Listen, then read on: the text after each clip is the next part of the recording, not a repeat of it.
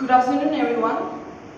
Respected Chairperson, Honorable Judges, and most valued Sri S. Bandak ADO Mon. My name is Limay, presently I'm in class 9, and I'm representing Eastern School Mon, Nagaland. The topic which I'm going to present today is about basic science for sustainable development, challenges, and prospects. Before we discuss detail about it, let us first know what is sustainable development.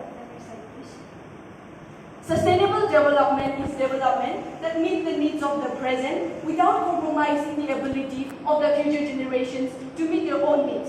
The United Nations General Assembly agenda has released Agenda 2030 for Human Development with environmental protection, in which 17 sustainable development goals have been set up, among which some of the goals are zero hunger, conservation of natural resources, that is both renewable and non-renewable resources, eco-friendly human activities, quality education, health and wellness for the people, and loss of habitat.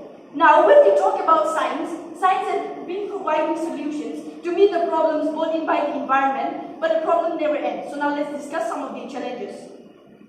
The first point is zero hunger. Since India is an agricultural country, I would like to start with zero hunger, the goal of sustainable development. With the help of science, we have increased our agricultural yields by using many chemical fertilizers and pesticides, which was considered a better step, but today, these chemicals have become the cause of many challenges like soil pollution, water pollution, and making the land barren. The second point is good health. Another goal of sustainable development is to maintain good health. Science has already been helping in this goal. In the past 2 years, we have been continuously fighting the global pandemic like corona, whether it be antibiotics or vaccine, all are the products of science. But due to excessive consumption of antibiotics, many pathogens are resistant to it. And even improper dumping of medicines leads to the pollution to the environment. The third point is overpopulation. Especially in India, overpopulation is the root cause of poverty and poor health in the country. Because as the population increases, our needs and wants also increases. And this leads to the practice of deforestation, over-farming, water pollution, and land fragmentation. The fourth point here, loss of habitat. For our development, what do? We cut down trees, and so this cutting down of trees leads to the extinction of some species and even loss of natural habitat.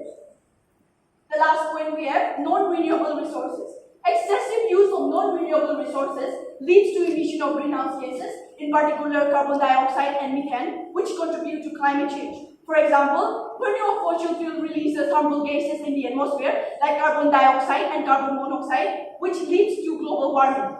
Now let's come to prospects.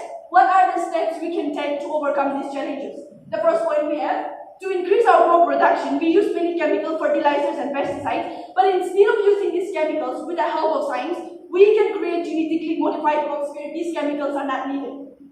The second point we have, limiting the use of medicines. Because if you overuse medicines, then pathogens will be resistant to it, and also when we talk about dumping it, then we should dump it properly to avoid environmental pollution. The third point we have, minimizing the use of natural resources from the forest, and by practicing these three steps, that is, reducing, reusing, and recycling. The fourth point we have, instead of using fossil fuels, we can use environmental friendly source of energy like LPG and CNG, which are eco-friendly, and it will also help reduce the greenhouse gases from the Earth's atmosphere. The last point we have, science education and training should be promoted because it will help molding the minds, understanding the world, identifying the problems, and solving them. Last but not the least, I would like to end my presentation by asking one question, that is, what is the best gift we can give to our future generation? Yes, the answer is clean water, clean air, clean environment, natural wealth, and rich earth. But is it possible in our present generation? The answer is not at all. But with the help of science, we can achieve this even in our present generation. Thank you.